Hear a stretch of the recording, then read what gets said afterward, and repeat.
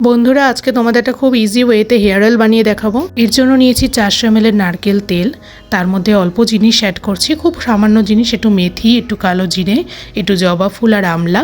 তোমরা চাইলে এর মধ্যে ছাঁচি পেঁয়াজ, জবার পাতা, কেশর পাতা বা ভৃঙ্গরাজ এগুলোও অ্যাড করতে পারো। তবে সবকিছু না দিতে চাইলে আমার মতন এরকম ঘরোয়া সামান্য জিনিস দিয়েও কিন্তু এই তেলটা তোমরা বানাতে পারো। যে হারে পলিউশন বাড়ছে তাতে করে এই তেলটা সপ্তাহে 2বার অ্যাপ্লাই করলেই কিন্তু হেয়ার ফল অনেকটাই কমে আর এটা চুল গজাতেও সাহায্য করে। একটা সসপ্যানে আমি 400 ml তেল নিয়ে বাকি সমস্ত ইনগ্রেডিয়েন্ট এর মধ্যে দিয়ে দিয়েছি। এরপর তেলের মধ্যে এগুলো সব ভালো করে মিক্স করে আমি এটা গ্যাসে বসিয়ে দেবো। এরপর খুব ভালোভাবে ধৈর্য ধরে তেলটাকে ফোটাতে হবে যতক্ষণ না তেলটা গাঢ় হয়ে যাচ্ছে। এই সমস্ত উপাদানের নির্যাস যখন তেলের মধ্যে ভালো করে মিশে যাবে তখন তেলটা এরকম গাঢ় হয়ে যাবে।